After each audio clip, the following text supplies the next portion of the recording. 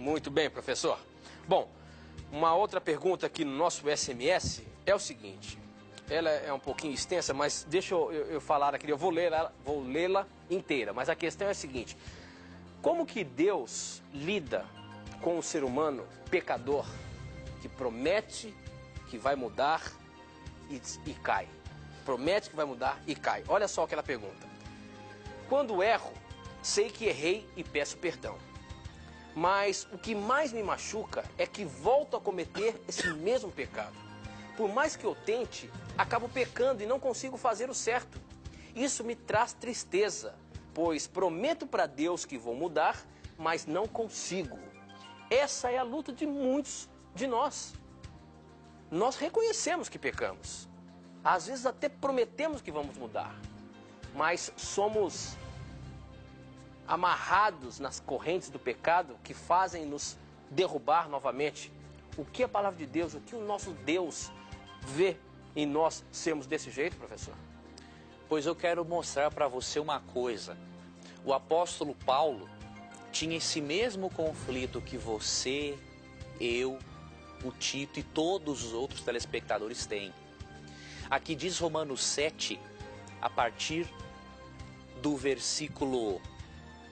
Eu vou ler para você a partir do versículo 15. Leia na sua casa 15 até o 25. E aqui Paulo fala assim: porque nem mesmo compreendo o meu próprio modo de agir, pois não faço o que prefiro, e sim o que detesto. E aí verso 18. Porque eu sei que em mim, isto é, na minha carne, não habita bem nenhum. Pois o querer o bem está em mim, não porém o efetuá-lo. Porque não faço o bem que prefiro, mas o mal que não quero, esse faço. Então ao querer fazer o bem, encontro a lei de que o mal reside em mim. Porque no que diz respeito ao homem interior, eu tenho prazer na lei de Deus. Mas vejo nos meus membros outra lei, a lei do pecado, que guerreando contra a lei da minha mente, me faz prisioneiro da lei do pecado que está nos meus membros. E aí Paulo fala assim, depois de concluir isso: infeliz homem que sou, quem me livrará do corpo desta morte? Aí a esperança que Paulo apresenta é a mesma esperança para você e eu. Graças a Deus por Jesus Cristo nosso Senhor. De maneira que eu de mim mesmo, com a mente, sou escravo da lei de Deus, mas segundo a carne, da lei do pecado. Então o remédio para você, telespectadora, e para nós seres humanos, é a graça do Senhor Jesus Cristo. E ali Romanos 8:1 afirma uma coisa: não há nenhuma condenação para os que estão em Cristo Jesus.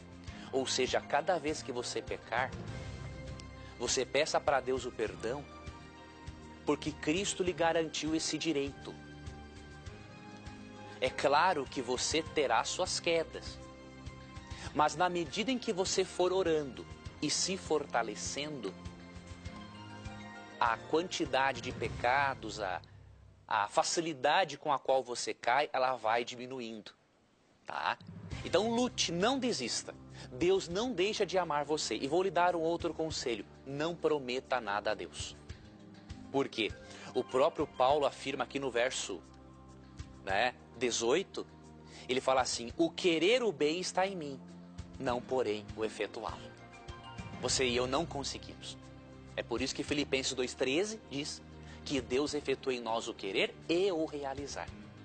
Então mude a sua oração. Peça assim para Deus, não peça apenas: Deus, me ajude a parar de pecar. Peça para Deus assim: Deus, me ajude a querer parar de pecar. Aí Ele vai atuar no fundo do seu ser. E pela graça dele, Ele vai guiar você até o dia da glorificação, quando você nunca mais sentirá nem mesmo vontade de pecar. Não desanime, porque Deus está com você.